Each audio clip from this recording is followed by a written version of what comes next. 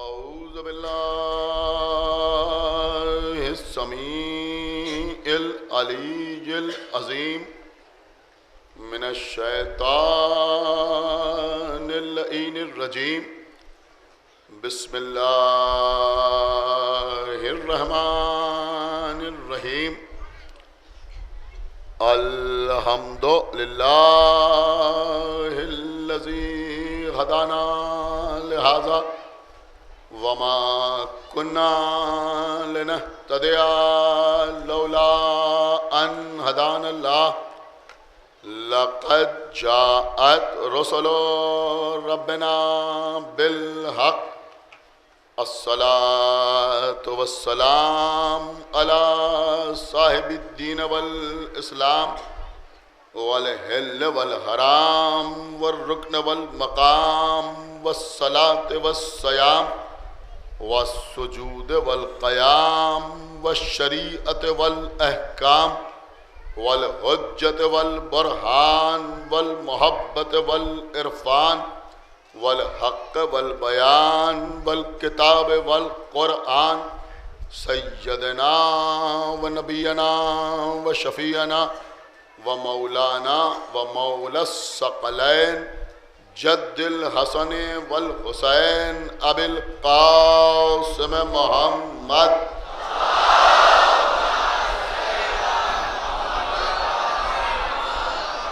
وعلى اہل بیتہ الطیبین الطاہرین المعصومین المظلومین المنتخبین المنتجبین الذین اذهب اللہ عنہم الرجس وطہرہم تطہیرا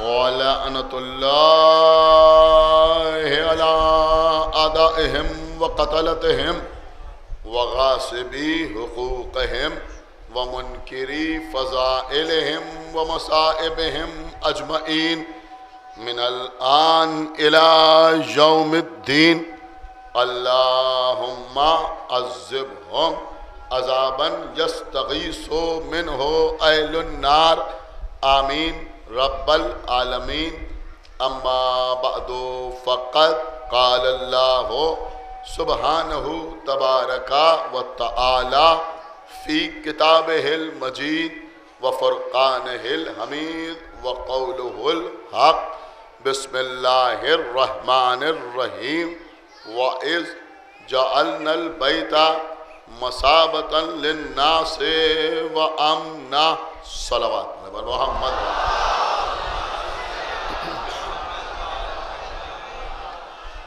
حضرات میں اس سے پہلے کچھ عرض کروں، آپ سے ایک گزارش ہے کہ خطیب اہل بیت علی جناب مولانا سید علی رضوان صاحب زید پوری کی اہلیہ کافی علیل ہیں. آپ حضرات دعا کریں کہ خداوند عالم ان کو بھی بطفیل چہاردہ معصومین صحت کاملہ عطا فرمائے. ایک بلند آواز سے صلوات پڑھیں پر محمد.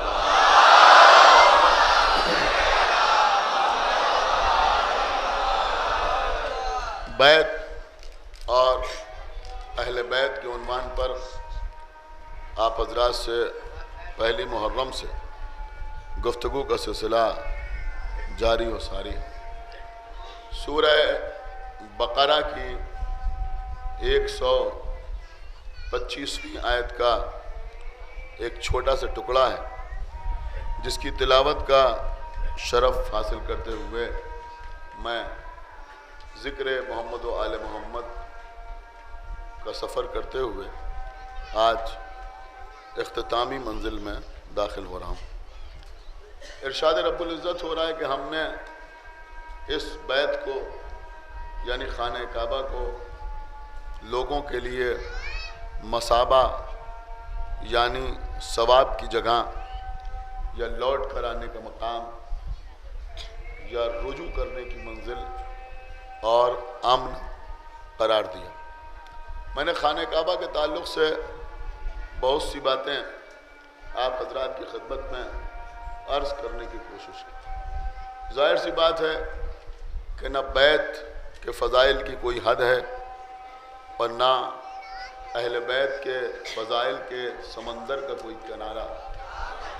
لہذا یہ موضوع تو ایک اشرا کیا اگر زندگی بھر پڑھا جائے تو مکمل نہیں ہو سکتا. مجھے اس بات کا بھرپور طریقے سے اقرار ہے کہ بہت کافی باتیں جو بچوں تک پہنچانا چاہیے تھیں وہ رہ گئیں. لیکن بہرحال آج کی مجلس پہ بھی چند باتیں اسی حوالے سے آپ کی خدمت میں عرض کرنا مقصود ہے. دیکھیے عزیزوں، خانہ کعبہ ہمارے لیے قبلہ ہے. اس وقت تک کوئی نماز نہیں ہوتی جب تک خانہ کعبہ کی طرف رخ نہ کیا جائے. اللہ کہہ رہا اِنَّ اول بیت، یہ سب سے پہلا گھر ہے وضع للناس، جو انسانوں کے لیے وضع کیا گیا، انسانوں کے لیے بنایا گیا. للذی ببکۃ مبارکن وہدن للعالمین، اور یہ مکان زمین مکہ پر بنایا گیا جس کو قرآن میں بکہ کہا گیا، بکہ، اور اللہ نے اسے مبارک اور ہدایت قرار دیا عالمین کے لیے. عزیزوں، خانہ کعبہ اللہ کہہ رہا ہے کہ پہلا گھر ہے. میں نے ابتدائی مجالس میں آپ کے سامنے عرض کیا تھا کہ اللہ نے سب سے پہلے خانہ کعبہ کو جناب آدم کے لیے آسمان سے نازل کیا. جناب نوح کے طوفان کے وقت اس کعبے کو اٹھا لیا گیا. جناب ابراہیم نے انہی بنیادوں پر دوبارہ خانہ کعبہ کو تعمیر کیا. یہ اللہ کو کیوں کہنا پڑا کہ یہ پہلا گھر ہے؟ اس کا بھی ایک سبب یہ ہے کہ خانہ کعبہ زمین پر موجود تھا، لیکن جناب ابراہیم کے خانہ کعبہ تعمیر کرنے کے 1300 سال کے بعد جناب سلیمان پیغمبر نے بیت المقدس تعمیر کیا، اور بیت المقدس کو جناب سلیمان ہی کے زمانے میں قبلہ قرار دیا گیا. سب لوگ بیت المقدس کی طرف رخ کر کے اپنے اپنے طریقے پر عبادت انجام دیتے تھے. خود اللہ کے رسول پیغمبر اسلام حضرت احمد مجتبیٰ محمد مصطفیٰ صلی اللہ علیہ وسلم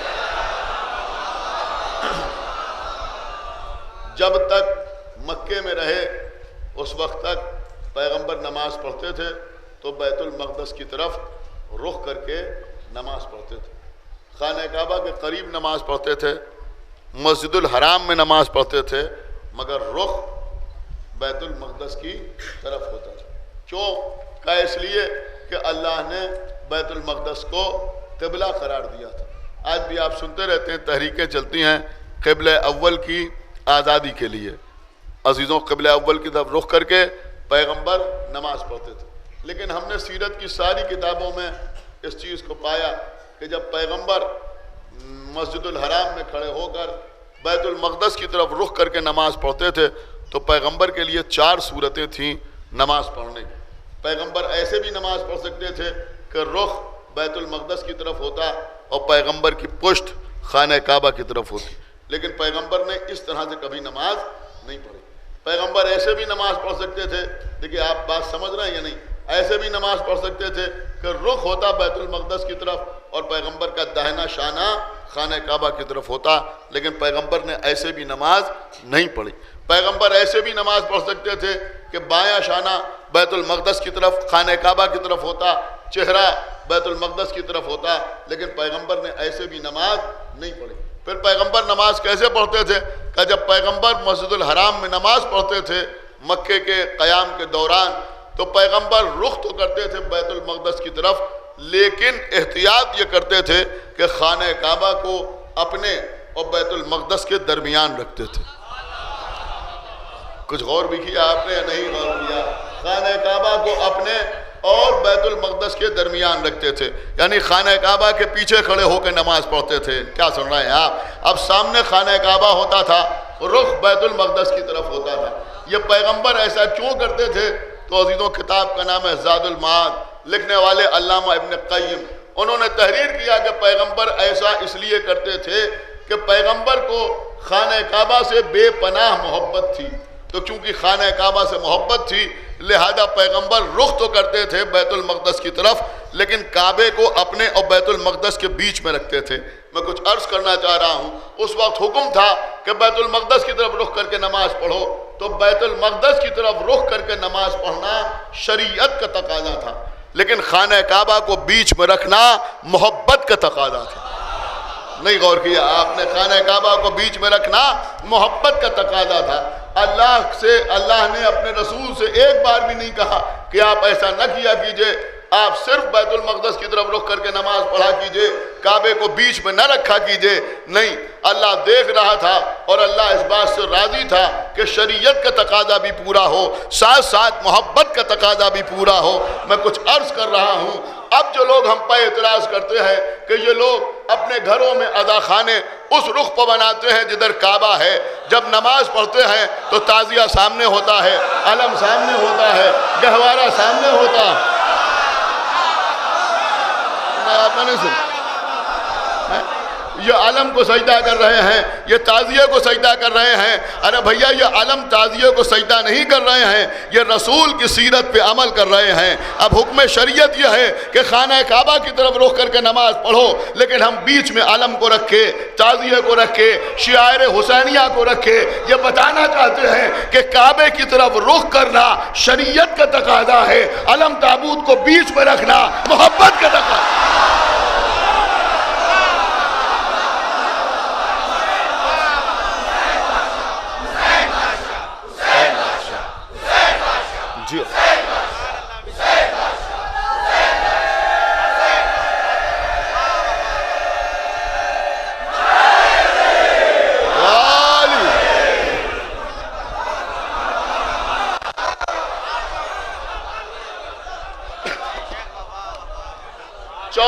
سال تک پیغمبر نے، اللہ کے رسول نے اعلان رسالت کے بعد 14 سال تک بیت المقدس کی طرف رخ کر کے نماز پڑھی۔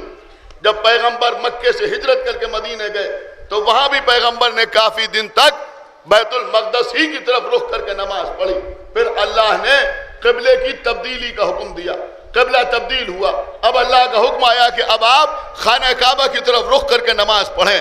اب اس سارے مجمع سے جو یہاں سائن میں بیٹھا ہوا ہے، جو میرے سامنے ممبر کے سامنے تشریف فرما ہے، جو ہال کے اندر بیٹھے ہیں اور جو باہر کھڑے ہوئے دھوپ میں مجلس سن رہے ہیں، ان تمام حضرات سے میں صرف ایک سوال کرنا چاہتا ہوں، سوچ سمجھ کے مجھے اس سوال کا جواب دیجیے گا کہ بیت المقدس کی طرف رخ کرنا شریعت کا تقاضا تھا، خانہ کعبہ کی طرف رخ کرنا محبت کا تقاضا تھا۔ ہمیں یہ بتاؤ کہ یہ تبدیلی قبلہ کا حکم جو ہوا تو اللہ نے شریعت کو محبت بنایا یا محبت کو شریعت بنایا؟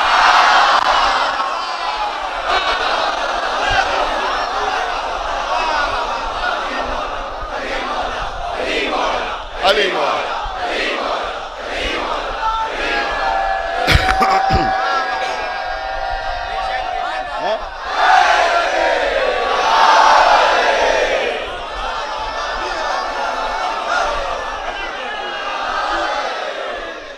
ایک صلوات اور پڑھتے بار محمد و آل محمد۔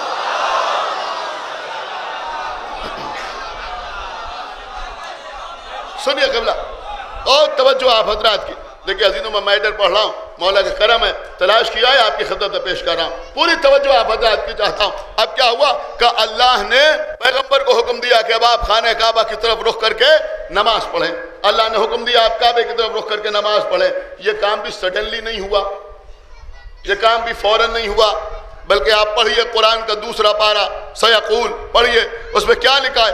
اللہ اپنے نبی سے کہہ رہا ہے کہ آپ بار بار آسمان کی طرف نظر اٹھا کے دیکھ رہے تھے، ہم آپ کا دیکھنا دیکھ رہے تھے۔ کیا سن رہا ہے یہ مجمع میں کیا عرض کر رہا ہوں؟ ہم آپ کا دیکھنا دیکھ رہے تھے، لہذا ہم نے خانہ کعبہ کو آپ کا قبلہ بنا دیا تاکہ آپ راضی رہیں۔ نہیں غور کیا آپ نے؟ بھائی خدا کے لیے بیدار ہوئیے۔ ہم نے خانہ کعبہ کو آپ کا قبلہ بنا دیا تاکہ آپ راضی رہیں، آپ خوش رہیں، لہذا ہم نے کعبے کو آپ کا قبلہ بنا دیا۔ پروردگار پہلے بیت المقدس کو قبلہ کیوں بنایا، بعد میں خانہ کعبہ کو قبلہ کیوں بنایا؟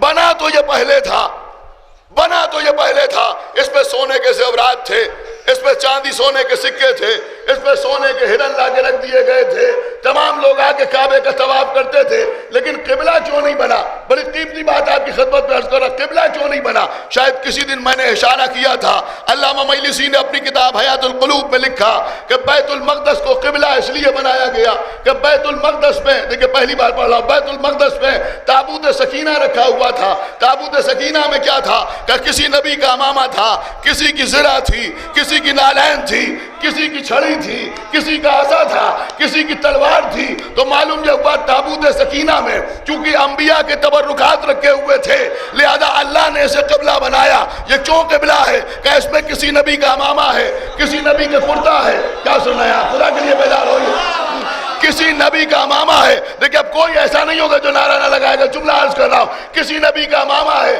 کسی نبی کی چھڑی ہے، کسی نبی کی تلوار ہے، کسی نبی کی زرہ ہے، کسی نبی کی ڈھال ہے، کسی نبی کی نالین ہے، کیونکہ تبرکات انبیاء اس تابوت میں رکھے ہوئے تھے اور یہ تابوت بیت المقدس میں تھا، لہذا بیت المقدس ایک عرصے سے قبلہ بنا رہا، لوگ اس کی طرف رخ کر کے نماز پڑھتے رہے۔ اب اللہ کو کعبے کو بھی اس لائق بنانا تھا کہ اس کو قبلہ بنایا جائے۔ اب بیت المقدس میں انبیاء کے تبرکات رکھے ہوئے تھے، لہذا کعبے میں کوئی ایسا آ جائے کہ جس میں آدم کا علم ہو، نوح کا تقویٰ ہو، ابراہیم کی خلت ہو، موسیٰ کی عیبت۔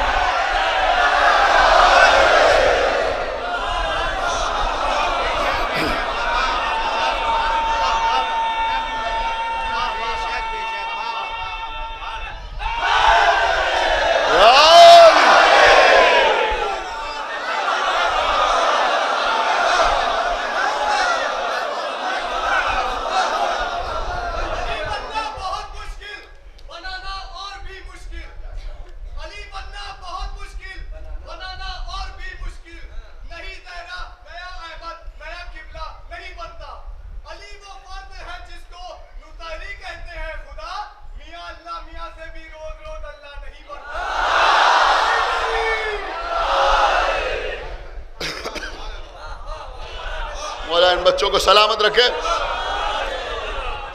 ان نوجوانوں کو اللہ سلامت رکھے۔ بارگاہ باب المراد میں آپ بیٹھے ہوئے ہیں، میرے دل کی تڑپ ہے، میں اس وقت عرض ضرور کروں گا، میرے بچوں، میرے چھوٹے بھائیوں، تم سرکار باب المراد کی بارگاہ میں بیٹھے ہوئے ہو، ہر ایک کے دل میں کوئی تمنا ہے، کوئی چاہتا ہے میں انجینئر بن جاؤں، کوئی چاہتا ہے میں ڈاکٹر بن جاؤں، کوئی چاہتا ہے میں IAS بن جاؤں، کوئی چاہتا ہے میں PCS بن جاؤں، کوئی چاہتا ہے میں منسٹر بن جاؤں، کوئی چاہتا ہے میں بہت بڑا بزنس مین بن جاؤں۔ آؤ آج منت مانو، نظر مانو، نظر مانو، نظر بھی سنیے۔ میں یہ نہیں کہہ رہا ہوں کہ تم یہ نظر مانو کہ اگر ہم یہ بن جائیں گے تو اتنے لوگوں کو کھانا کھلائیں گے، دسترخوان کریں گے، یہ سب تو تم یوں ہی کرتے ہو۔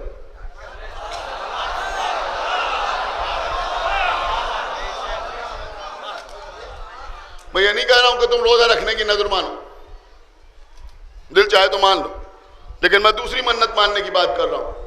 آج اس فرش پر بیٹھ کر سرکار باب المراد کی بارگاہ میں دعا کرتے ہوئے سرکار باب المراد سے یہ عہد کرو، انشاءاللہ دیکھو کہ سال بھر کے اندر تبدیلی آتی ہے یا نہیں آتی، تمہاری مراد ملتی ہے یا نہیں ملتی ہے۔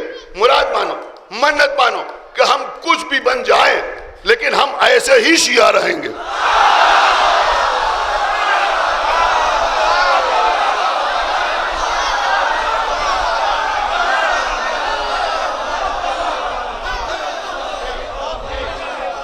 ایک صلوات اور پڑھا محمد و آل محمد۔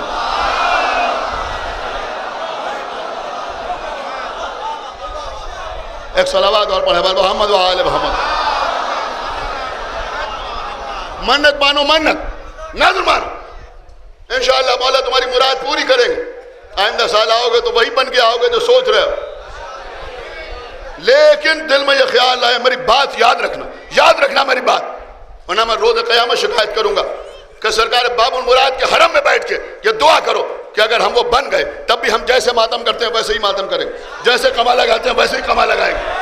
کیا سن رہے ہیں آپ؟ جیسے مجلس میں بیٹھ کے نعرے لگاتے ہیں ویسے ہی نعرے لگائیں گے.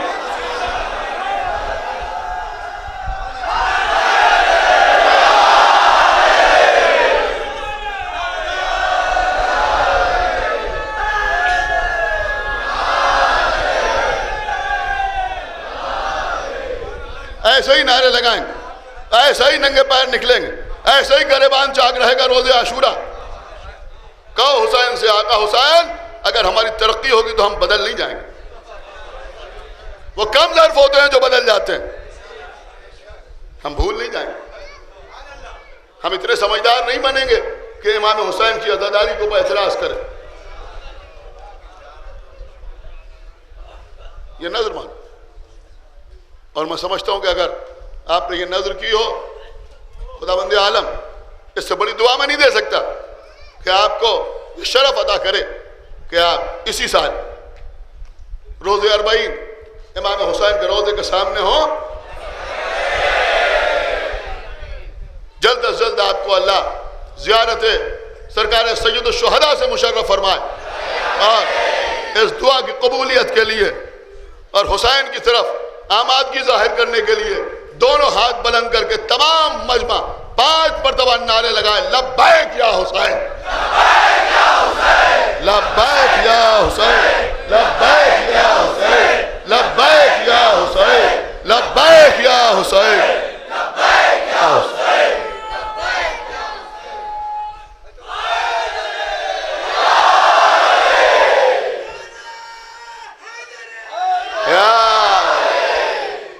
یہ میں اس لیے کہہ رہا ہوں کہ یہ آل محمد کا دروازہ ہے. آل محمد کے در پر ہمیشہ سر جھکا رہنا چاہیے، اس لیے کہ یہ وہ در ہے کہ یہاں جو سر جھکا کے آتا ہے وہ حر کی طرح سر اٹھا کے واپس جاتا ہے. وہ جو سر اٹھا کے آتا ہے پھر یزید کی طرح اس کا سر ایسا جھکتا ہے کہ اس کا کوئی رشتہ دار بھی اپنے کو یزیدی کہنے کے لیے تیار نہیں ہے. لہذا ان کے دروازے پر سر جھکائے رہو. اللہ تمہیں بلندیاں عطا کرے گا، اللہ تمہیں بلندیاں عطا کرے گا. بہرحال عزیز سنیے بات کہاں سے کہاں آ گئی. تو میں عرض کر رہا تھا کہ اللہ نے کہا اے نبی ہم دیکھ رہے تھے، پڑھیے قرآن، جو کچھ عرض کر رہا ہوں قرآن کے حوالے سے عرض کر رہا ہوں. 2 پارہ سیقول پڑھیے. کیا ہوا کہ یہودی آئے پیغمبر کے پاس، آنے کے بعد کہا آپ نے قبلہ کیسے بدل دیا؟ پہلے آپ ادھر نماز پڑھتے تھے پھر آپ ادھر نماز پڑھتے ہیں. آپ کہتے ہیں اللہ نے آپ کو حکم دیا ہے، تو کیا پہلے اللہ غلطی پر تھا جو آپ ادھر نماز پڑھ رہے تھے، یا اب اللہ غلطی پر ہے جو آپ ادھر نماز پڑھ رہے ہیں؟ اللہ کے رسول نے جواب دیا کہ یہ بتاؤ کہ ایک آدمی پہلے صحت مند ہوتا ہے بعد میں بیمار ہو جاتا ہے، ایک پہلے بیمار ہوتا ہے بعد میں صحت مند ہوتا ہے، تو اللہ ہی بیمار ڈالتا ہے، اللہ ہی صحت عطا کرتا ہے. کیا سنایا ہے؟ تو کیا یہ کہو گے کہ جب وہ صحت مند تھا تو اللہ غلطی پر نہیں تھا، جب بیمار ہو گیا تو غلطی پر تھا، یا جب بیمار ہو گیا تو صحت مند ہو گیا بعد میں تو پہلے غلطی پر تھا اب اللہ صحیح ہو گیا؟ فرمایا کہ تم سمجھے نہیں، اللہ جو حکم دیتا ہے ایک مومن کی ذمہ داری ہے کہ وہ اس کے اوپر عمل کرے. پہلے اللہ نے حکم دیا کہ بیت المقدس کی طرف نماز پڑھو، ہم ادھر نماز پڑھتے تھے. اب اللہ کا حکم ہے کہ آپ خانہ کعبہ کی طرف نماز پڑھیں، ہم خانہ کعبہ کی طرف نماز پڑھتے ہیں. لیکن اللہ کیا کہہ رہا ہے؟ اللہ کہہ رہا ہے اپنے رسول سے کہ ہم نے اس لیے اسے قبلہ بنا دیا کہ آپ راضی ہو جائیں. اس لیے قبلہ بنا دیا کہ آپ راضی ہو جائیں. دیکھیں آج میں بہت کھل کے پڑھ رہا ہوں، اس لیے قبلہ بنا دیا کہ آپ راضی ہو جائیں. ساری دنیا کے افراد نماز پڑھتے ہیں کیوں؟ اللہ راضی ہو جائے. سجدہ کیا کیوں؟ اللہ راضی ہو جائے. روزہ رکھا کیوں؟ اللہ راضی ہو جائے. حج کیا کیوں؟ اللہ راضی ہو جائے. اور کیا آپ نے زکوٰۃ کیوں دی؟ اللہ راضی ہو جائے. اپنے مرے ہوئے بزرگوں کے لیے دعا کر رہے ہیں، اللہ ان سے راضی ہو جائے، اللہ ان سے راضی ہو جائے، اللہ ان سے راضی ہو جائے. سنو محمد کسے کہتے ہیں؟ جو اللہ کو راضی کرنے کی کوشش کرے وہ مسلمان ہے، اور جسے اللہ راضی رکھنا چاہے وہ محمد ہے. کیا سن رہے ہیں آپ چاہتے ہیں وہ راضی ہو جائے، اللہ چاہتا ہے محمد راضی ہو جائے. بس عزیزوں ابھی بات مکمل نہیں ہوئی، آج نویں محرم ہے، آج نہ پڑھا جائے گا تو کب پڑھا جائے گا؟ آقا حسین کہہ رہے ہیں نانا ہمارے پاس ناکا نہیں، کیا سن رہے ہیں آپ؟ ہمارے پاس ناکا نہیں۔ اللہ کے رسول مسجد میں، صحن مسجد میں ناکا بن گئے۔ آؤ حسین میری پشت پر سوار ہو جاؤ۔ حسین پشت رسول پر سوار ہو گئے۔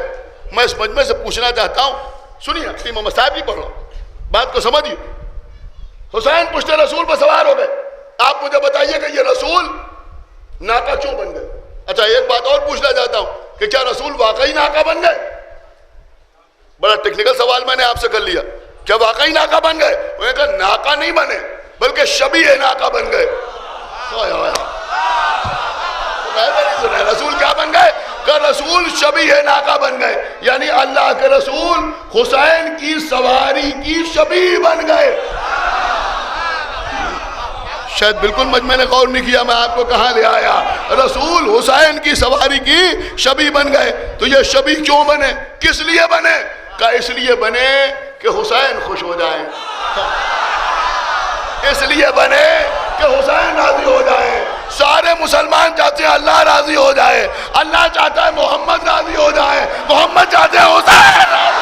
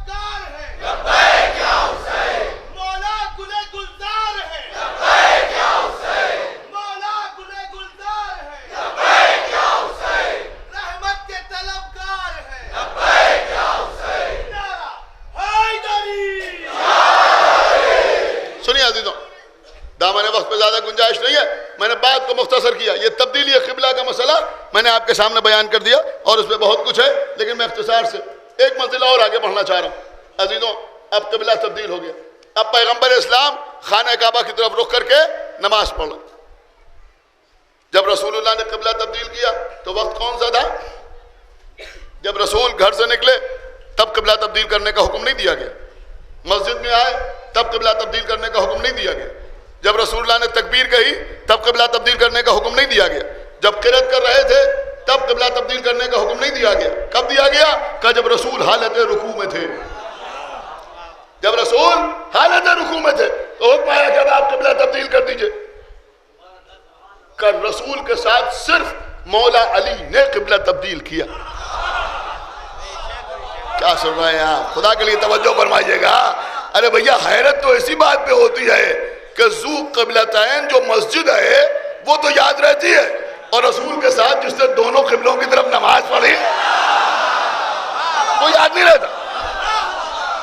صرف مولا علی جنہوں نے رسول اللہ کے ساتھ ساتھ قبلہ تبدیل کیا۔ یہ مولا علی نے رسول اللہ کے ساتھ قبلہ تبدیل کیسے کر لیا؟ کیسے تبدیل کیا؟ ارے بھیا دو ہی باتیں ماننا پڑے گی، یا تو یہ مانو کہ جو حکم نبی پہ نازل ہوا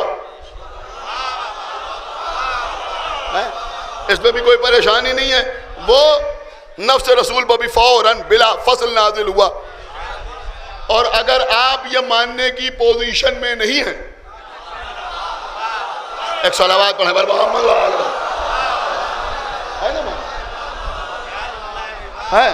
سنیے عزیزاں، تو دوسری بات میں عرض کر رہا ہوں، پوری توجہ آپ حضرات دیکھیں، اسی لیے تبدیلی قبلہ کا حکم اس وقت آیا جب نبی حالت رکوع میں تھے۔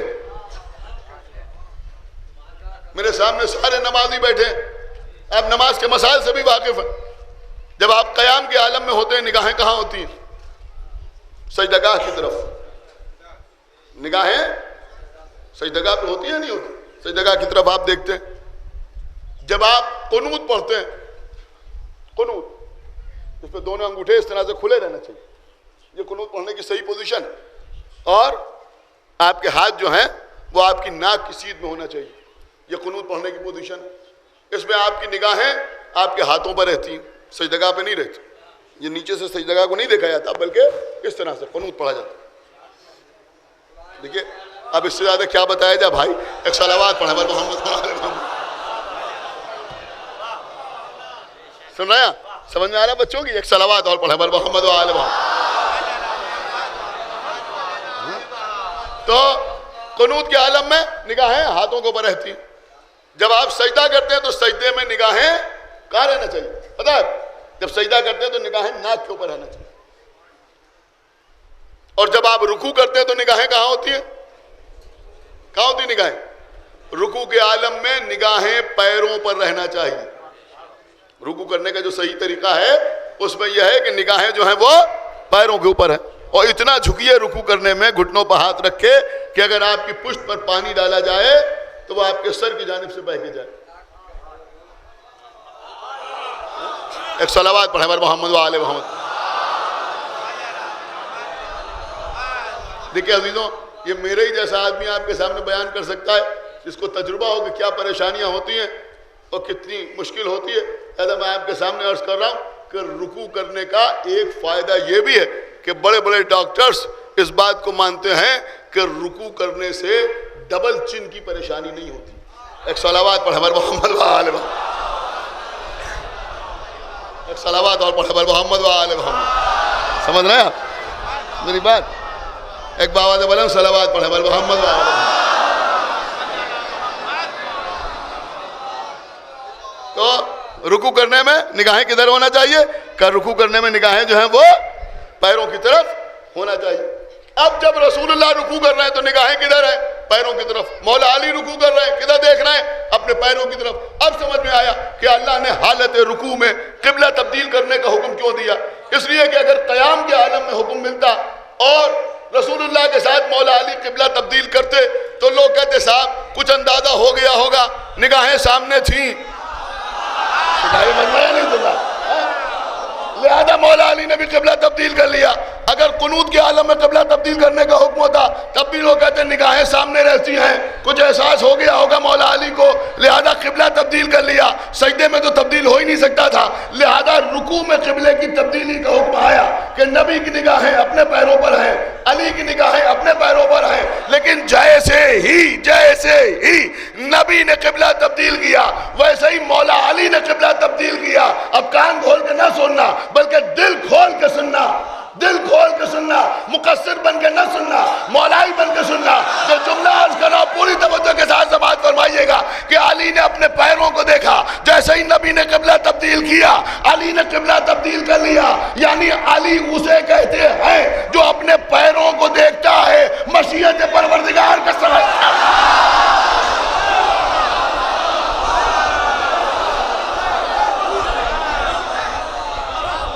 ایک صلوات اور پڑھیں بر محمد و آل محمد۔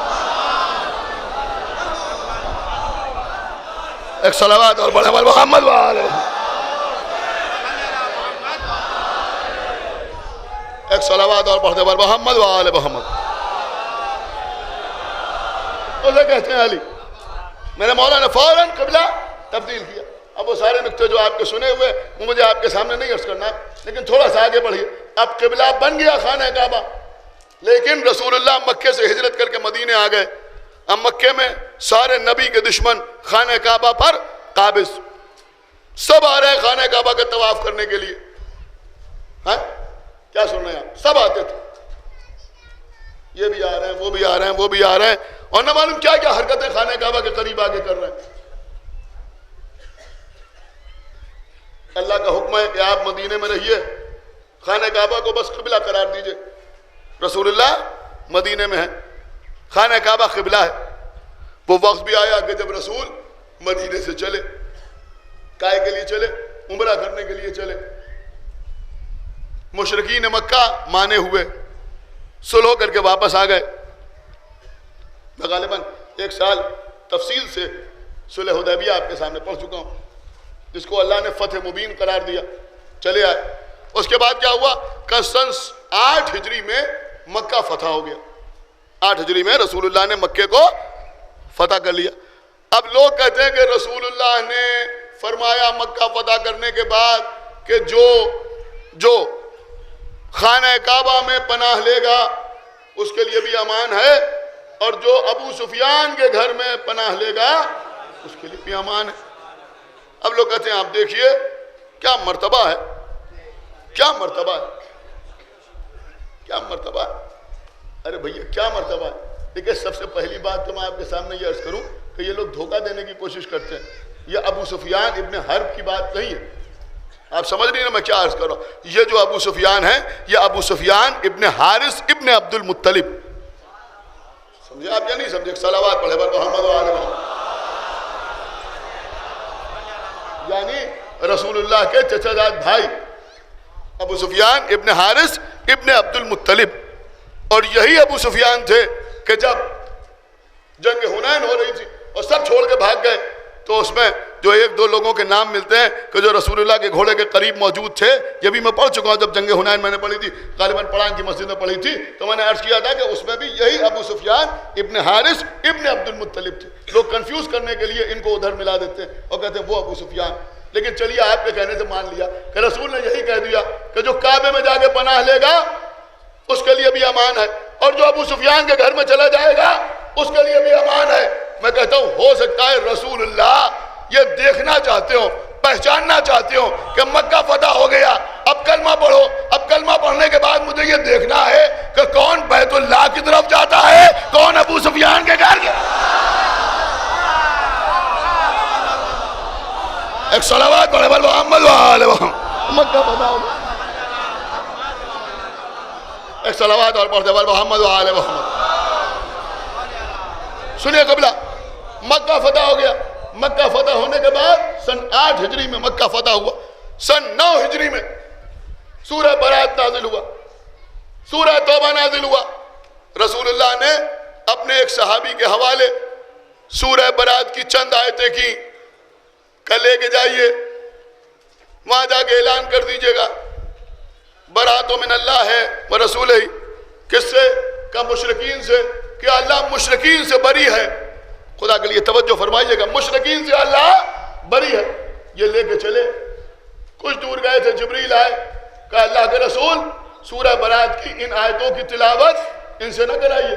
پھر کہ یہ تو آپ جائیے. دیکھیں یہ وہ معاملہ ہے جس کو سب نے لکھا ہے, کوئی اس سے بچا نہیں ہے. اگر آپ تھک گئے ہو تو میں مسائل پڑھ دوں.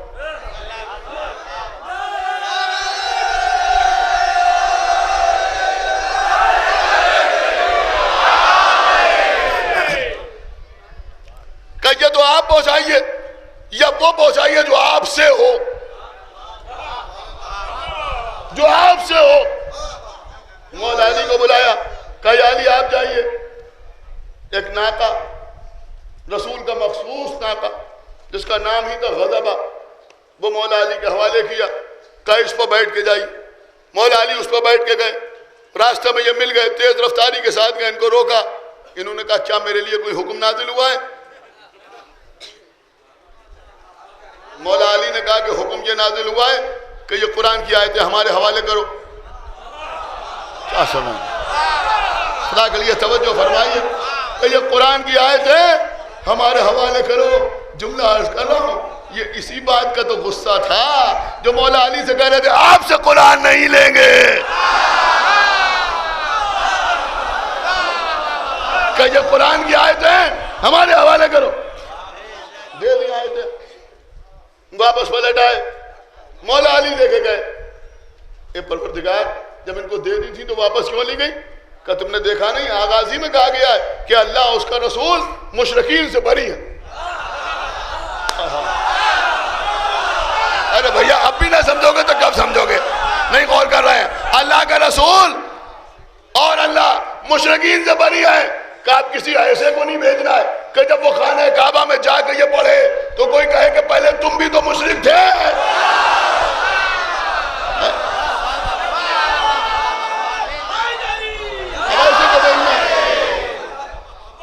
کہ جو کل ایمان، تو کل ایمان. مولا علی گئے جا کے کہا کہ اب اللہ اس کا رسول مشرکین سے براءت کا اظہار کرتے ہیں، اور اس سال کے بعد اب کوئی یہاں برہ نہ ہو کے طواف نہیں کرے گا. اب مشرکین نجس ہیں، وہ مسجد الحرام کے قریب بھی نہیں آئیں گے. اعلان ہو گیا، اعلان ہو گیا. کچھ لوگوں کو 4 مہینے کا ٹائم بھی دیا گیا، اور ورنہ کہہ دیا گیا بس اب کوئی آنے کی ضرورت کسی کے نہیں. اب مشرکین نجس ہیں، یہ نجس ہے، لہذا اب یہ مسجد الحرام، خانہ کعبہ نہیں بلکہ مسجد الحرام کے قریب بھی ان کو آنے کی اجازت نہیں ہوگی. آپ نے کچھ غور نہیں کیا؟ براءت کے ذریعے، براءت کے ذریعے مشرکین کو خانہ کعبہ سے دور کیا گیا. اب کچھ لوگ بڑے خوش ہوتے تھے، ارے بھائی کعبے میں تو ماشاءاللہ سب آتے ہیں. آپ سمجھ ہی نہیں رہے میں کیا عرض کر رہا ہوں.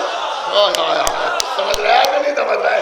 کچھ لوگ یہی سوچ کے خوش ہوتے تھے، بھائی سب آ رہے ہیں، سب آ رہے ہیں، دیکھیں یہ بھی آ رہا ہے، وہ بھی آ رہا ہے، وہ بھی آ رہا ہے، اس فرقے کے لوگ بھی آ رہے ہیں، اس فرقے کے لوگ بھی آ رہے ہیں، اس مذہب کے ماننے والے بھی آ رہے ہیں، اس مذہب کے ماننے والے بھی آ رہے ہیں، سب آ رہے ہیں، خوش ہو رہے ہیں. اللہ نے کہا ان سے کہہ دو کہ اب سب کے آنے کی ضرورت نہیں، اب سب کے آنے کی ضرورت نہیں. یہ مشرکین نجس ہیں، ان کو تو مسجد الحرام کے قریب آنے کی اجازت بھی نہیں. اب یہ مسجد الحرام کے قریب بھی نہ پھٹکیں. ابھی تو پڑھیے سورہ بقرہ، آپ کو لطف آئے. دوسرے بارے میں پڑھیے. اب کیا ہوا کہ کچھ لوگ کہنے لگے اللہ کے رسول سے، اللہ کے رسول یہ تو ٹھیک ہے کہ انہیں روک دیا گیا، لیکن پھر آپ ذرا سوچئے کہ ہماری تجارت کا کیا ہوگا. ہائے ہائے. لیکن شاید سارے حضرات یہ اشارے سمجھ نہیں نا میں کیا عرض کر رہا ہوں. کہ اب ہماری تجارت کا کیا ہوگا. پہلے یہ کفار آتے تھے، مشرکین آتے تھے، ان سے بڑا مال حاصل ہوتا تھا، ہم ان سے تجارت کرتے تھے. سنایا کہ نہیں سنا؟ اب انہیں اگر روک دیا گیا تو کیا ہوگا؟ تو اللہ نے کہا ان سے کہہ دو کہ اگر تم پریشان ہو رہے ہو کہ تمہاری تجارت کا کیا ہوگا، تو اللہ چاہے گا تو تمہیں غنی کر دے گا. کیا سن رہے ہیں آپ؟ اللہ چاہے گا تو تمہیں غنی کر دے گا، غنی کر دے گا. علامہ مودودی نے تفہیم القرآن میں لکھا کہ اللہ کا وعدہ تھا، لہذا جس سال سے مشرکین کا آنا بند ہوا اسی سال یمن کے لوگ مسلمان ہو گئے اور ان کی آمد شروع ہو گئی. ایک صلوات پڑھے محمد وآل محمد. اسی سال یمن کے لوگ مسلمان ہو گئے اور ان کی آمد شروع ہو گئی. یمن کے لوگ آنے لگے. جب وہ آنے لگے تو ظاہر سی بات ہے جب وہ آنے لگے تو وہ مال لے کے آنے لگے، تو جو پریشانی ہوتی مشرکین کے نہ آنے سے وہ دور ہو گئی. اب اسے کیا کیا جائے؟ اس تعصب کو کیا کیا جائے کہ یہ تو لکھا علامہ مودودی نے کہ یمن کے لوگ مسلمان ہو گئے، لیکن یہ نہیں لکھا کہ کیسے مسلمان ہو گئے.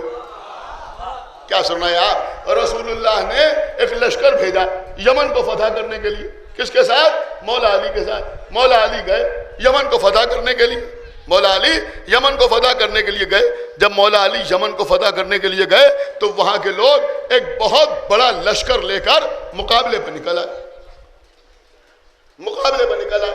جب وہ لشکر مولا علی کے سامنے آیا تو میرے مولا نے تلوار نہیں نکالی. کیا سن رہے ہیں؟ اب سارا لشکر علی کے مقابلے پہ کھڑا ہے، جنگ کرنے کے لیے آمادہ ہے، میرے مولا نے تلوار نہیں نکالی. ظاہر سی بات ہے عزیزوں، علی وہ ہیں جنہیں اللہ نے ولی بنایا ہے، صاحب اختیار بنایا ہے. یہاں اختیار کا یہ عالم ہے کہ جیسے چاہیں ویسے مارکے کو سر کر لیں. نہیں غور کیا آپ نے؟ جیسے چاہیں. یہاں تو مسئلہ یہی ہے نا کہ جیسے چاہیں، جہاں چاہیں وہاں تلوار چلائیں، جہاں چاہیں وہاں نیزہ چلائیں، جہاں چاہیں وہاں زبان سے کہہ دیں کہ مر جا تو وہ مر جائے. یہ سب واقعات ہیں جو میں عرض کر رہا ہوں. جیسے چاہیں ویسے مارکے کو سر کر لیں. اب دیکھا کہ سامنے سارے لوگ جمع ہیں. علی کے پاس بھی معمولی لشکر نہیں تھا، لشکر ساتھ میں ہے، کمر میں ذوالفقار لگی ہوئی ہے، لیکن میرے مولا نے تلوار نہیں نکالی بلکہ ان کے مقابلے پہ آئے اور آنے کے بعد کہا کہ اے اہل یمن، تم پر اور ان تمام درختوں پر اور ان تمام پتھروں پر اللہ کے رسول کا سلام ہو.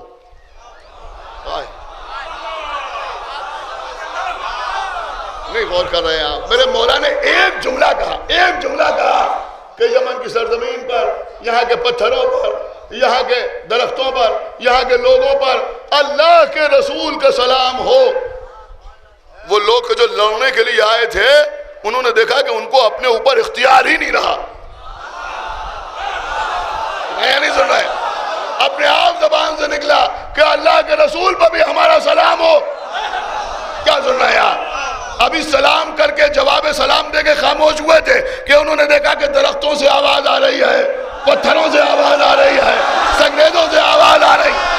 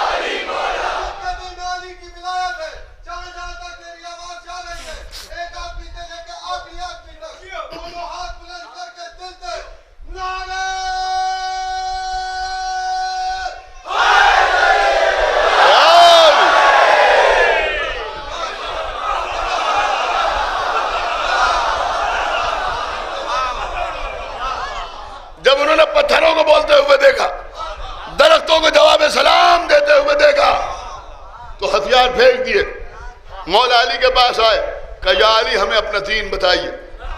فوراً کلمہ پڑھا، اشہدو ان لا الہ الا اللہ واشہدو ان محمد رسول اللہ واشہدو ان علی ولی اللہ.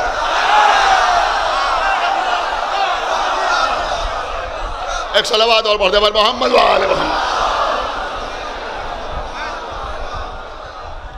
ابھی تو کون سمجھ سکتا ہے کہ علی کا اختیار کیا ہے؟ آج لوگ ذرا سی باتیں پریشان ہو جاتے ہیں کہ صاحب مجلسوں میں تو فضائل ایسے پڑھ دیے جاتے ہیں اور ویسے پڑھ دیے جاتے ہیں. اما تمہیں کیا معلوم علی کسے کہتے؟ تم کیا جانو علی کسے کہتے؟ یہاں تو مسئلہ یہ ہے کہ اگر کوئی شجاعت کا مظاہرہ کرتا ہے تو علم کا مظاہرہ نہیں کر پاتا، اور اگر کوئی علم کا مظاہرہ کرتا ہے تو شجاعت کا مظاہرہ نہیں کر پاتا. لیکن میرے مولا رات بھر تلوار چلائی. میرے مولا نے رات بھر میرے مولا نے تلوار چلائی، جس کو لیلۃ الحریر کہتے ہیں. اور جب کسی کو قتل کرتے تھے تو کہتے تھے اللہ اکبر. ادھر مالک اشتر ساتھ ساتھ تلوار چلا رہے ہیں. مالک اشتر تلوار بھی چلاتے جا رہے ہیں، علی کی تکبیریں بھی گنتے جا رہے ہیں. صبح کو مولا علی سے کہنے لگے یا علی ایک کم رہ گیا. یا علی ایک کم رہ گیا، آپ نے جتنے مارے اس سے ایک کم قتل کیا. میرے مولا نے فرمایا مالک اشتر اللہ تمہیں سلامت رکھے. مالک تمہاری جنگ میں ہماری جنگ میں بڑا فرق ہے. تمہارے سامنے جو آیا اسے تم نے قتل کر دیا، لیکن ہم جب تلوار چلا رہے تھے تو 70 نسلیں دیکھ کے چلا رہے تھے. ہم جب تلوار چلا رہے تھے تو 70 نسلیں دیکھ کر تلوار چلا رہے تھے. دیکھیے عزیزوں، بات امانت داری سے ہونا چاہیے. میرا مولا گواہ ہے، آپ بھی گواہ ہیں. میں نے ممبر سے کبھی بھی جب کسی دوسرے کا نکتہ پڑھا تو نام لے کے پڑھا. خداوند عالم سلامت رکھے علامہ غضنفر عباس توسوی، بڑا غضب کے ذاکر. سنیے، میں نے جس سے سنا ہے اسی کا نام لے کے عرض کروں. پوری توجہ آپ حضرات کی چاہتا ہوں. بڑا قیمتی نکتہ پڑھا غضنفر عباس توسوی نے.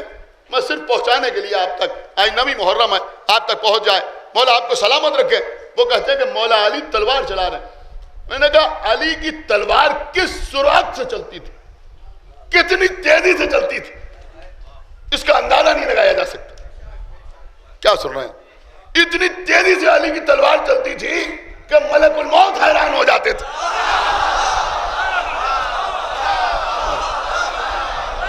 ارے بھیا کیا سن رہا ہے یہ مجمع میں؟ کیا عرض کر رہا ہوں بھائی، خدا کے لیے بیدار ہوئیے. کہ ملک الموت حیران ہو جاتے تھے کہ علی کی تلوار آگے بڑھ رہی ہے، اس کی روح قبض کرے، پھر اس کی روح قبض کرے، پھر اس کی روح قبض کرے، پھر اس کی روح قبض کرے. کیا سن رہے ہیں آپ؟ خدا کے لیے توجہ فرمائیے گا. صفین کے میدان میں اتنا بڑا لشکر میرے مولا کے سامنے ہے، علی کی تلوار چل رہی، اتنی سرعت سے علی کی تلوار چل رہی ہے. لیکن معاملہ کیا ہے؟ کہ دیکھ کے قتل کر رہے ہیں. اس کی نسل میں 70 نسلوں میں کوئی مومن تو پیدا ہونے والا نہیں ہے. کیا سن رہے ہیں آپ؟ آپ میری طرف دیکھیں. اس کا مطلب یہ ہوا کہ علی کی شان یہ تھی کہ سرعت کے ساتھ، تیزی کے ساتھ، بجلی کی رفتار کے ساتھ علی تلوار چلا رہے ہیں. لیکن اسی تیزی میں عالم یہ ہے، اسے مارا، اسے چھوڑا، اسے مارا، اسے چھوڑا، اسے مارا، اسے چھوڑا.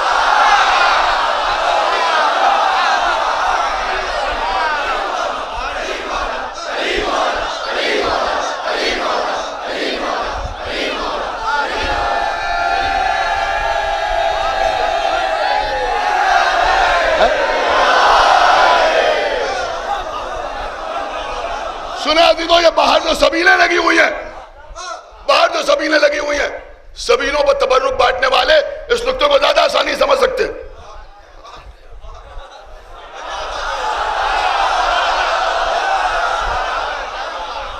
میں کیا عرض کر گیا؟ ایک صلوات پڑھے محمد آل محمد. کیا سن رہا ہے یہ مجمع؟ نہیں، ابھی بات مکمل نہیں ہوئی ہے. میں سمجھتا ہوں اب کوئی خاموش نہ رہے گا، چاہے بوڑھا ہو چاہے بچہ ہو. بہت توجہ کے ساتھ سماعت فرمائیے گا. میرے مولا تلوار لے کے آگے بڑھ رہا ہے. کس طرح تلوار چل رہی ہے کہ یہ کافر ایسے قتل کر دیا، اس کی نسل میں کوئی مومن پیدا ہونے والا ہے، اس کو چھوڑ دیا. تو عالم کیا ہے کہ اسے مارا، اسے چھوڑا، اسے مارا، اسے چھوڑا، اسے مارا، اسے چھوڑا، اسے مارا، اسے چھوڑا. اب سمجھ میں آیا اللہ نے علی کو قسیم نار والجنہ کیوں بنایا؟ اس لیے کہ جس تیزی کے ساتھ یہاں جنگ ہو رہی ہے، ویسے ہی علی پل صراط پہ کھڑے ہوئے، یہ میرا، یہ تیرا، یہ میرا، یہ تیرا، یہ میرا، یہ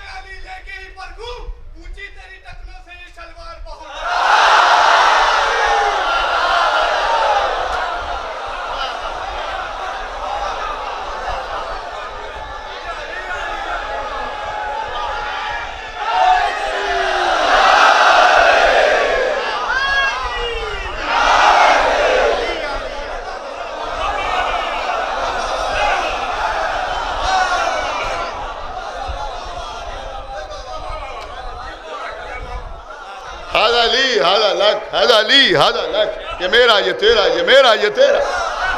یہ کون کہے گا؟ یہ ہمارے مولا، یہ میرا ہے، یہ تیرا. کہاں کے کم اخلاق ہیں. ادھر فضائل امیر المومنین بیان ہوئے، میں کہا صاحب دیکھیے ایسی چیزیں پڑھی جا رہی ہیں، اب لوگ عمل نہیں کریں گے. ہاں کیوں نہیں عمل کریں گے؟ تم نہیں کرو گے اور کرو گے بھی تو کوئی فائدہ نہ ہوگا. کیوں عمل نہیں کریں گے بھائی؟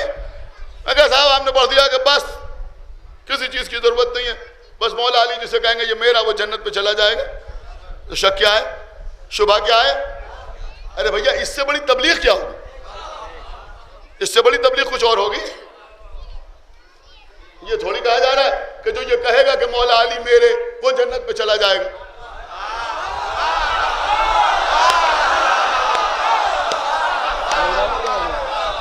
یہ کہا جا رہا ہے کہ جس کے لیے علی کہیں گے کہ یہ میرا، وہ جنت پہ جائے گا. آج تو 9 محرم کی اس سال کی آخری مجلس میں بہت قیمتی جملہ آپ کے حوالے کر رہا ہوں. ہزاروں تبلیغی تقریروں پر بھاری ہے یہ جملہ. اس سے بڑی کوئی تبلیغ نہیں ہو سکتی کہ زندگی اس طرح سے گزارو کہ روز قیامت علی کہیں کہ یہ میرا.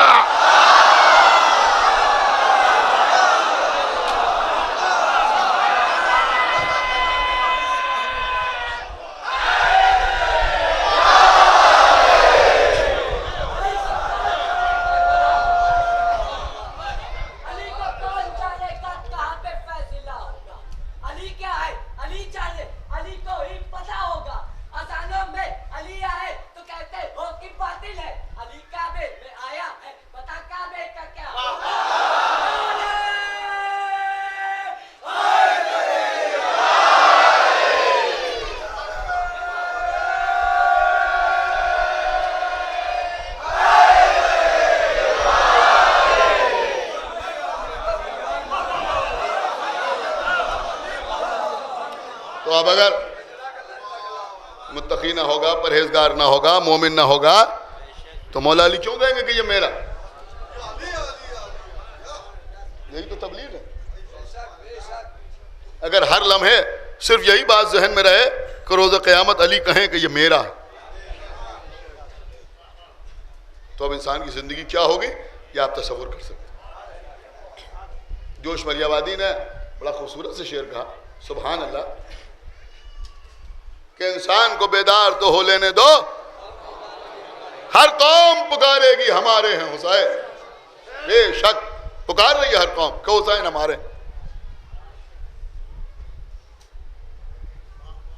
یزید کا کردار ہی امام حسین کی قربانی نے اتنا ایکسپوز کر دیا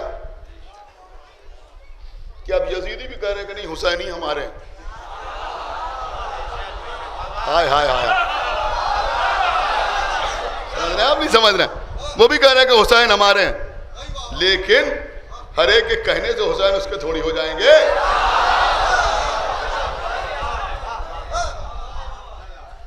جو یہ کہے گا کہ حسین ہمارے ہیں وہ جنت پہ تھوڑی جائے گا. جس کو حسین کہیں گے کہ یہ ہمارا. اب ہمیں بتاؤ کہ جو حسین کے بابا کی ولایت کا قائل نہ ہو، کیا حسین کہیں گے کہ یہ ہمارا؟ کیا حسین کہیں گے کہ یہ ہمارا ہے؟ عزیزوں، کربلا کی تو جنگی سی بہو رہی تھی.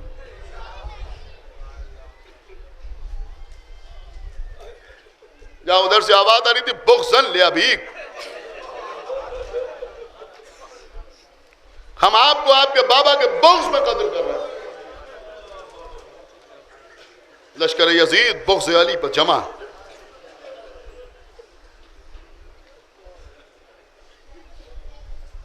بس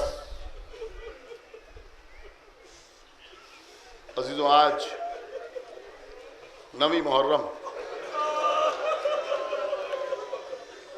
آج کی رات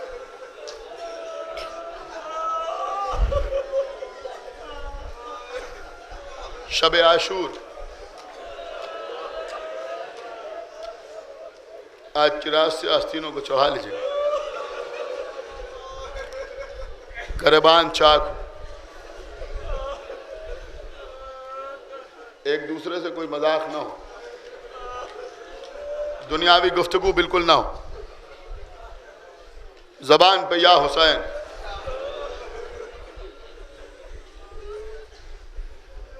آج رات کو جناب قیصر حسین وکیل مرحوم کا قائم کیا ہوا علم، جو وداعی علم کہلاتا ہے، علم شب عاشور کہلاتا ہے، ناظم صاحب کے امام باڑے سے برآمد ہوگا. آپ کو علم کے ساتھ ساتھ چلنا، لیکن ماتم کرتے ہوئے. الحمدللہ کل رات علم فاتح فرات پہ آپ نے خوب ماتم کیا، آج بھی ویسے ہی ماتم کیجئے، کوئی کمی ماتم میں نہ ہونے پائے. کل روز عاشورہ کسی نہ کسی انجمن کے ساتھ ماتم کرتے ہوئے جائیے. اس امام باڑے میں فاقہ شکنی کا اہتمام ہے. یہاں بھی آئیے گا, تبرک نوش فرمائیے گا. ہمارے یہاں تو ہر گھر میں فاقہ شکنی کا اہتمام ہوتا ہے, لیکن جہاں بھی فاقہ شکنی ہو, میں اپنے بچوں سے کہہ رہا ہوں, یہ افطار نہیں, یہ مسجد میں بیٹھنے والی افطاری نہیں ہے, کسی قسم کی چھینا جھپٹی نہیں.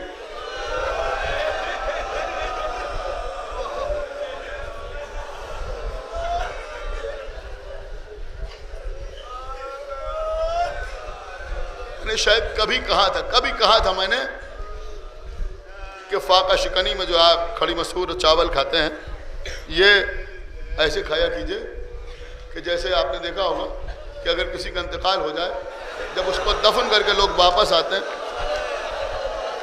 تو ہمارے یہاں ایک رسم ہوتی ہے جس کو کہتے ہیں کڑوی روٹی.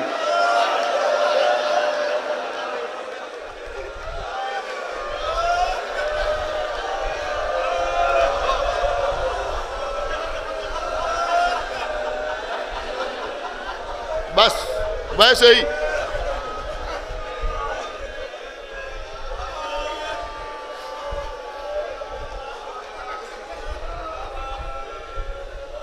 یہ تبرک جو بنام حسین تقسیم ہو رہا ہے. آج 9 محرم ہے. اب آج کے بعد اتنا بڑا مجمع 8 ربیع الاول تک کہیں نہیں ملے گا, لہذا میں عرض کر رہا ہوں 8ویں ربیع الاول تک جو تبرک بنام حسین تقسیم ہو رہا ہے, اس کا احترام لازم و واجب. جب بنام حسین بیٹھ رہا, سمجھ رہے ہیں؟ یہ میں ان خواتین سے بھی کہہ رہا ہوں, اور خواتین سے خصوصیت کے ساتھ کہہ رہا ہوں. لیکن مجھے اپنا بھائی سمجھ کے میری بات کو سنیں. میں کوئی مبلغ نہیں ہوں, میں بھی ایک عزادار ہوں جیسے آپ عزادار ہیں. میرے دل کی آواز ہے, میں آپ تک پہنچانا چاہتا ہوں کہ تبرک کا احترام ضروری ہے. آپ کہیں مجلس میں جا رہے ہیں یا بیویاں کہیں مجلس میں جا رہی ہیں, وہاں تبرک تقسیم ہو رہا ہے, بہت اچھی بات ہے کہ پورے گھر کے حصے دیے جائیں, لیکن اگر آپ کے گھر میں وہ حصہ سوارت ہو سکتا ہے, سب کھا سکتے ہیں, تو بس اتنا لیجئے جتنا آپ کھا سکتے ہیں. سمجھ لیجئے, بس اتنا لیجئے جتنا آپ کھا سکتے ہیں. وہ بچ جائے, ادھر ڈالا جائے, ادھر ڈالا جائے. یہ حسین کے نام پر مل رہا ہے, حسین کے نام پر مل رہا ہے. تھوڑی سی تلخ بات ہے لیکن میں کہہ دوں, مجھے معاف فرمائیے گا. بنی اسرائیل کے لیے اللہ آسمان سے من و سلوہ نازل کرتا تھا, انہوں نے اس کی قدر نہیں کی, وہ نعمت سلب ہو گئی. یہ جو تبرک مل رہا ہے نا, یہ خدا صبر کی طرف سے آنے والا من و سلوہ ہے. اس کا احترام کیجیے, بوسہ دے کے کھائیے.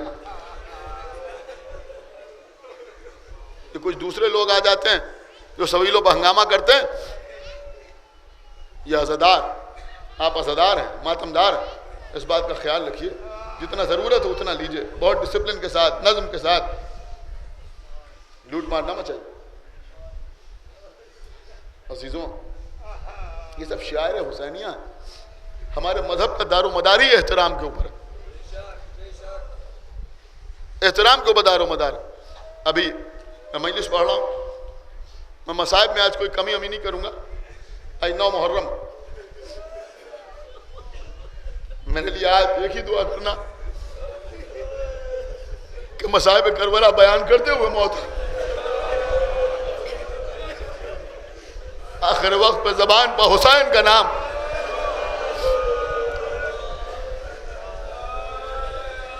ابھی یہاں قمع کا ماتم ہوگا, میرے چھوٹے بھائی قمع لگائیں گے, زنجیر کا ماتم کریں گے, لیکن دیکھیں جب تک میں مصائب پڑھتا رہوں کوئی کھڑا نہیں ہوگا. جب تک میں مصائب پڑھتا رہوں, مجھے مصائب پڑھ لینے دیجیے. یہ جو آپ بنام حسین خون بہاتے ہیں, اس کا عذر کیا ہے؟ یہ تو یا اللہ جانتا ہے یا حسین کی ماں جانتا ہے.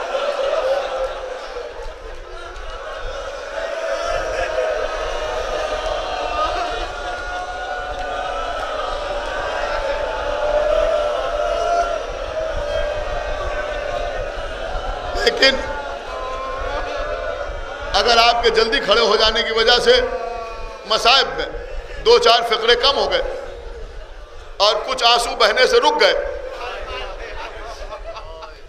تو وہ بھی مناسب نہیں ہے. لہذا اس کی ذمہ داری اپنے سر نہ لیجئے. جب مصائب تمام ہو جائیں تو کھڑے ہوئیے اور کمر لگائیں, آپ زنجیر لگائیں, بیٹھ جائیے بہنا, کھڑی نہ ہوئیے, بیٹھ جائیے. عزیزوں, اب میں مصائب کا آغاز کر رہا ہوں. ہزاروں لاکھوں ذاکرین کے پڑھے ہوئے مصائب کی کیفیت ایک طرف, اور میر انیس علی اللہ مقامہ کے یہ 2 مصرے ایک طرف. ننھی سی قبر کھود کے اصغر کو کھاڑ کے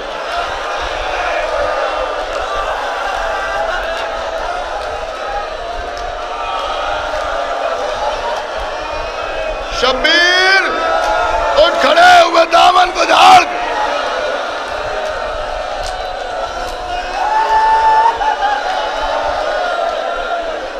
میرے خیمہ پہ آئے. بہن ام کلثوم, تم پر حسین کا آخری سلام. ام لیلا, تم پر حسین کا آخری سلام. ام رباب, تم پر حسین کا آخری سلام. ام فروہ, تم پر حسین کا آخری سلام. سکینہ اور رقیہ, تم پر حسین کا آخری سلام. بہن زینب, آپ پر حسین کا آخری سلام. اماں فضہ, آپ پر بھی حسین کا آخری سلام.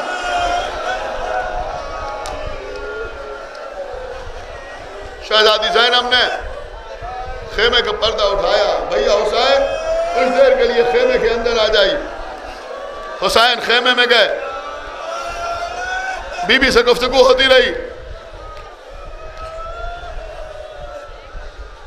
خدا کروٹ کروٹ جنت نصیب کرے. عزیزوں, عجب منظر نظم کر دیا جناب جعفر لکھنوی مرحوم نے. وہ فرماتے ہیں کہ وقت رخصت, لیکن میرے موضوع سے مطابق ہے لہذا عرض کر رہا ہوں. وہ کہتے ہیں وقت رخصت بیویاں کرنے لگی شہدا طواف.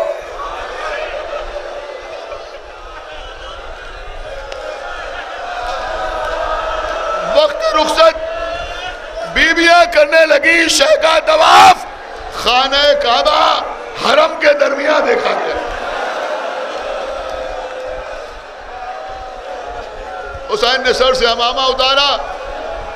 آواز دی پروردگار ان کو میرے غم میں صبر عطا کر.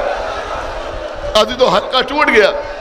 حسین خیمے سے باہر آئے, گھوڑے پر سوار ہوئے, ایڑ لگائے. گھوڑا آگے نہیں بڑھتا. اے میرے نانا کی سواری کے گھوڑے, مجھے جلد از جلد میری منزل تک پہنچا دے. گھوڑے نے صبح کی طرف دیکھا. دیکھا 3 برس کی سکینہ گھوڑے کی ٹانگوں سے لپٹی ہوئی. اے میرے بابا کی سواری کے گھوڑے, مجھے کہاں لیا جاتا ہے؟ میرے بابا کو کہاں لے جا رہا ہے؟ کہاں لے جا رہا ہے؟ جہاں جا کے کوئی واپس نہیں آیا.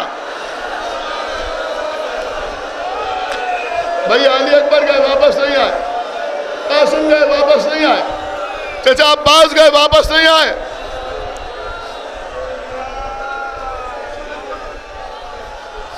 آقا حسین گھوڑے سے اترے, بی بی سکینہ کو گود میں لیا.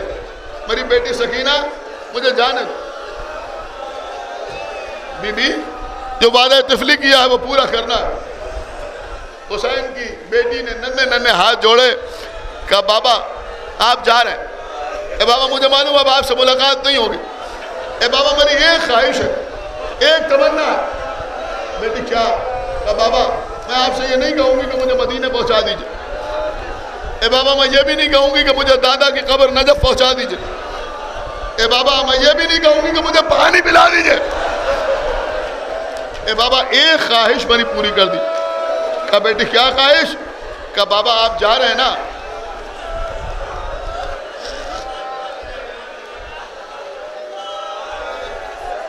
اے بابا آپ جا رہے ہیں نا, اے بابا آپ کو معلوم ہے کہ آپ کا سینہ جب تک نہ ملتا تھا مجھے نیند نہیں آتی.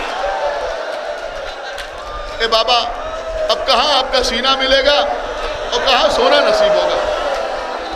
اے بابا جا رہے ہیں آخری مرتبہ مجھے اپنے سینے پر سلاتے جائیے بابا. سنیں گے عزیزوں آپ کے آقا حسین رے کے گھر میں کربلا میں لیٹ گئے. آؤ سکینہ آؤ میرے سینے پہ آرام کرو. بی بی سکینہ آگے بڑھی, دونوں ہاتھوں کو پھیلایا, سر حسین کے سینے پر رکھا. کچھ لمحوں کے لیے بی بی کو نیند آ گئی, پھر گھبرا کے اٹھی, اٹھ کے کہتی ہے بابا خدا حافظ, بابا خدا حافظ. اے بیٹی کچھ دیر اور آرام کر لیتی. کہا بابا ابھی جب میری آنکھ لگی تو میں نے خواب میں دیکھا کہ دادی فاطمہ زہرا تشریف لائی اور کہہ رہی ہے سکینہ عصر کا وقت قریب آ رہا ہے, میں نشیب میں آغوش پھیلائے ہوئے اپنے لال کا انتظار کر رہی ہوں.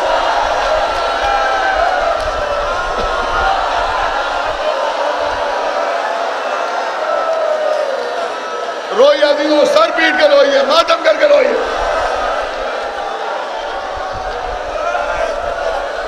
جیے تو اگلے برس ہم ہیں اور یہ غم پھر ہے, جو چل بسے تو پھر اپنا سلام آخر ہے.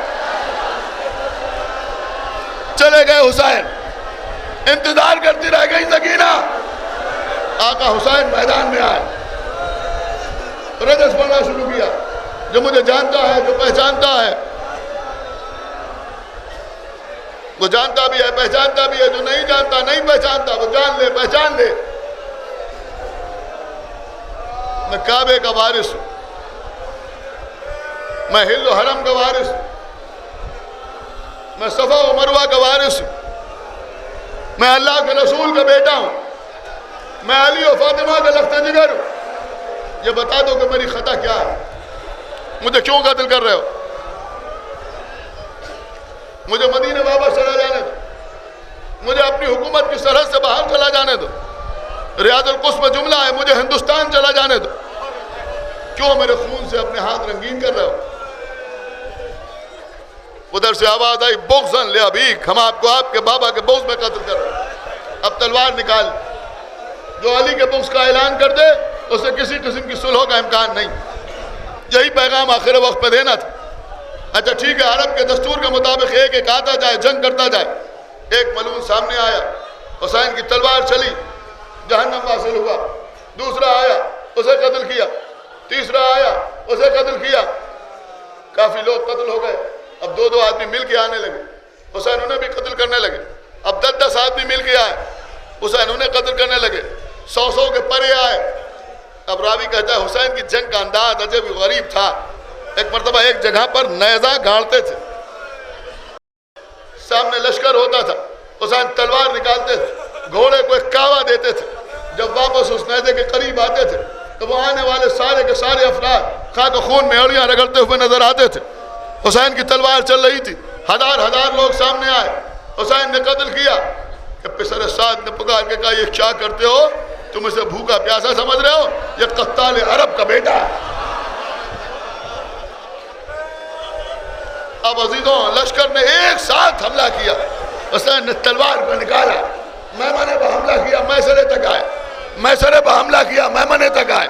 حسین کی تلوار چل رہی تھی, اعضائے جسم انسانی ہوا میں پرواز کرتے ہوئے نظر آ رہے تھے. حسین جنگ کرتے ہوئے آگے بڑھ رہے تھے. اور راوی کہتے ہیں میں نے دیکھا کہ جب جوش شجاعت بڑھتا تھا تو حسین تلوار کے لہو کو پوچھتے تھے, تلوار کو نیام میں رکھتے تھے, اپنے دونوں ہاتھ فوج کے درمیان ڈالتے تھے, 2 یزیدیوں کے سروں کے بالوں کو پکڑتے تھے, آپس میں ٹکراتے تھے. کہتے تھے تم نے میرے علی اکبر کو مار ڈالا, تم نے عباس کو مار ڈالا, تم نے میرے 6 مہینے کے بچے کو قتل کر دیا.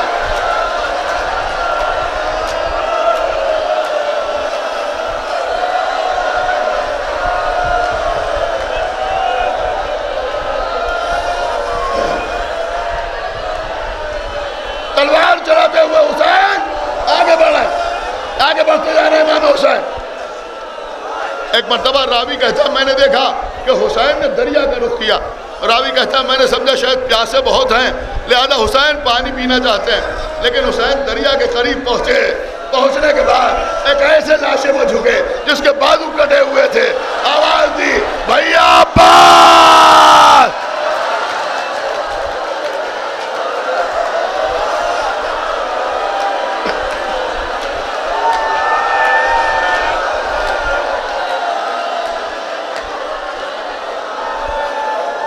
تمہارے دل میں لڑنے کی بڑی تمنا تھی، لو عباس یہ حملہ تمہاری طرف سے. پھر اس کے بعد بڑی حسرت سے کہا میرے بھیا عباس کیا اپنے بھائی کو داد شجاعت نہ دو گے؟ پھر حملہ کیا آقا حسین. یہ وہ حملہ تھا کہ فوج کوفہ کی دیواروں سے ٹکرانے لگی. آواز قدرت آئی، اے نفس مطمئنہ پلٹا اپنے رب کی، تیرا رب تجھ سے راضی، تو بھی اپنے رب سے راضی ہو جا. تلوار کے لہو کو پوچھا، تلوار کو نیام میں رکھا.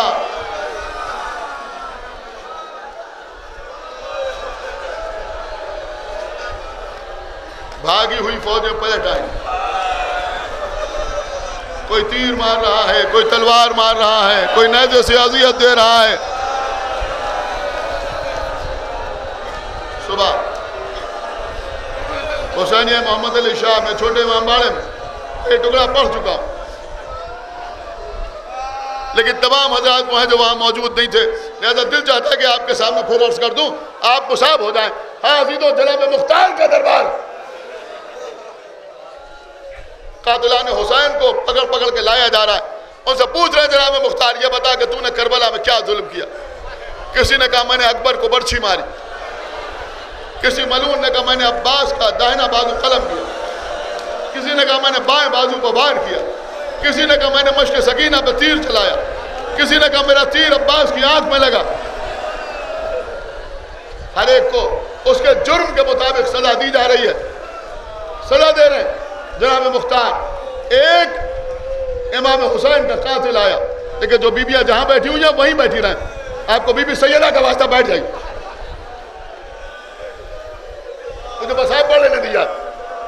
آج نویں محرم،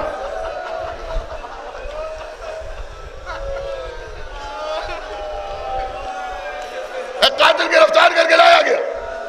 جناب مختار نے اس سے پوچھا کہ یہ بتا کہ تو نے کربلا میں کیا ظلم کیا؟ وہ کہتا ہے مختار نہ پوچھو تو بہتر.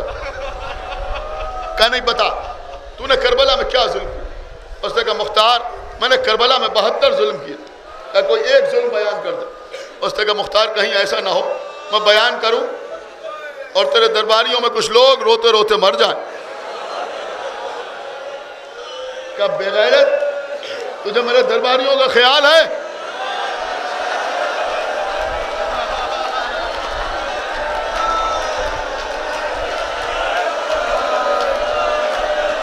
حسین کے انصار کا کوئی خیال نہ تھا؟ بتا کہ تو نے کربلا میں کیا ظلم کیا. سنیے عزیزو سنیے، قیامت کے مصائب ہیں. وہ کہتا ہے مختار جب تمہارے آقا حسین میدان میں لڑنے کے لیے آئے 72 لاشیں اٹھانے کے بعد ہم نے سمجھا تھا کہ حسین اب کیا لڑیں گے، کیا جنگ کریں گے، پیاسے ہیں بھوکے ہیں اتنے لاشیں اٹھا چکے ہیں. لیکن جب حسین نے جنگ کرنا شروع کی تو خندق و خیبر کا معرکہ یاد آ گیا. معلوم ہوا کہ علی کا بیٹا تلوار چلا رہا ہے. اے مختار پر ہم نے واسطے دینا شروع کیے، الامان الامان کی صدائیں بلند کرنا شروع کی. کچھ آسمان سے بھی آواز آئی.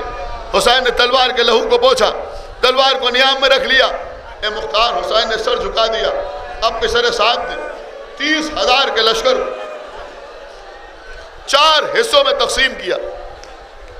کہا جن کے پاس تلواریں ہیں وہ داہنی جانب سے حسین کو تلواریں لگے، جن کے پاس نیزے ہیں وہ بائیں جانب سے نیزے مارے، جن کے پاس گرز ہے وہ حسین کی پشت پر گرز سوار کر، جن کے پاس تیر و کمان ہے وہ سامنے سے حسین پر تیر چلائیں.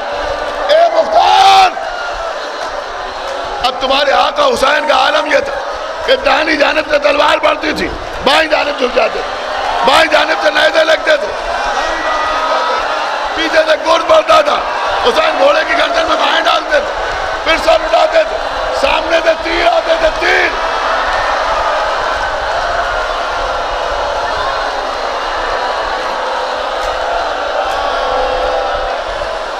روئیے جی تو روئیے.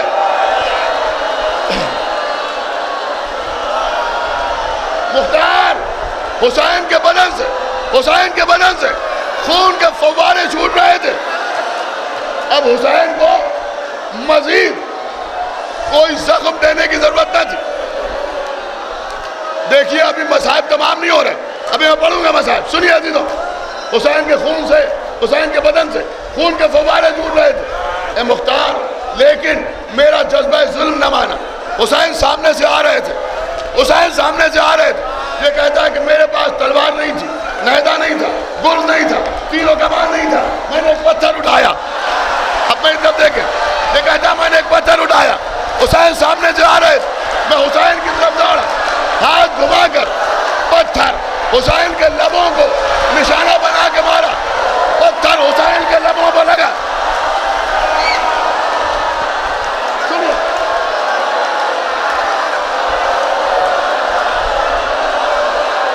آج ایسا گریا کرنا.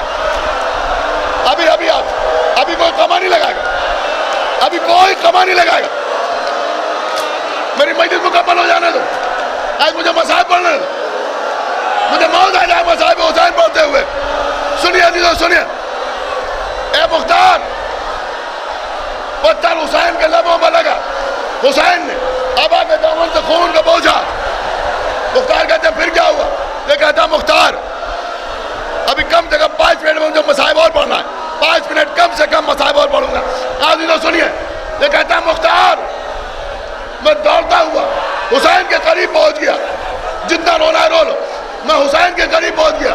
جب میں حسین کے قریب پہنچا, میں نے سنا کہ حسین نے آستین سے لہو کو پہنچا, پھر دریا کی طرف دیکھا. عباس,